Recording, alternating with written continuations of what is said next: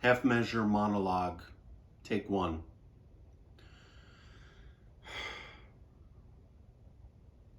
You know, I used to be a cop. And I'd get called out on domestic disturbances over the years, maybe 1,000 times, 10,000 times. There was this one guy, this one piece of shit that I will never ever forget. Gordy.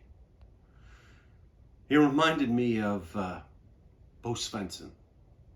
You know who I'm talking about, right? You know, Bo Svensson, Walking Tall. The original Walking Tall.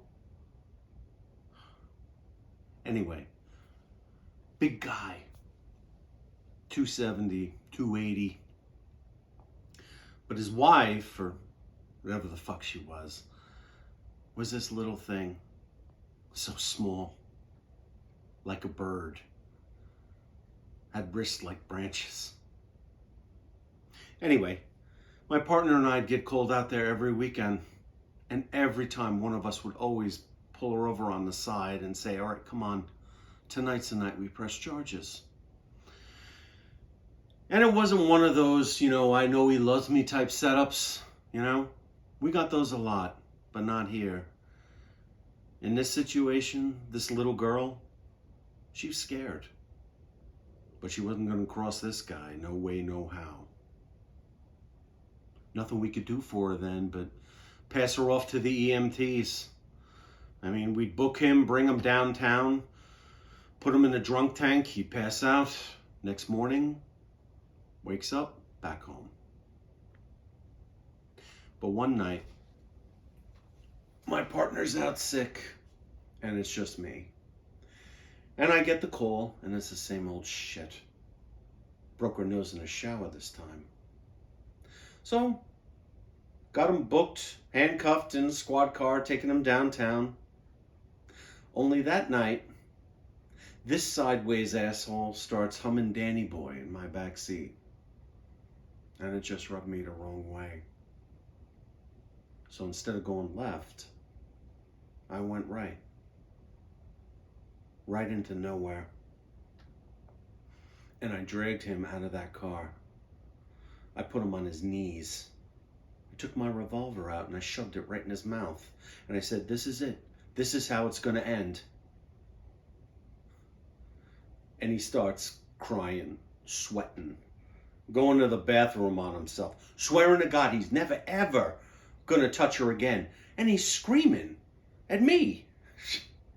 Well, as much as you can scream with a gun in your mouth.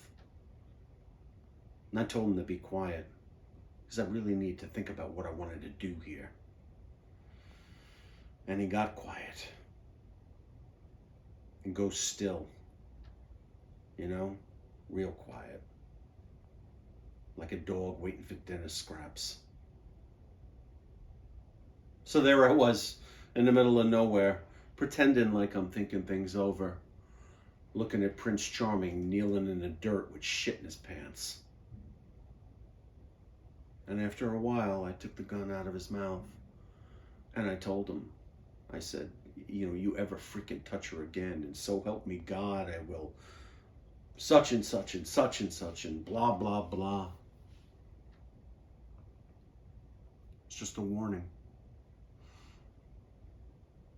Because, of course, I just wanted to do the right thing.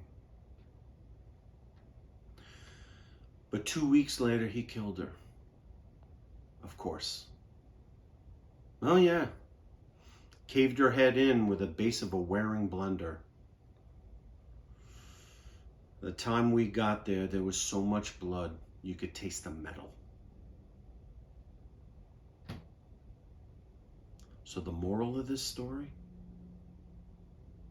was that I chose a half measure when I really should have gone all the way.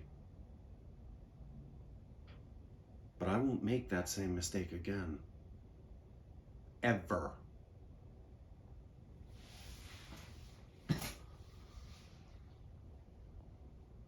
No more half measures. End of scene.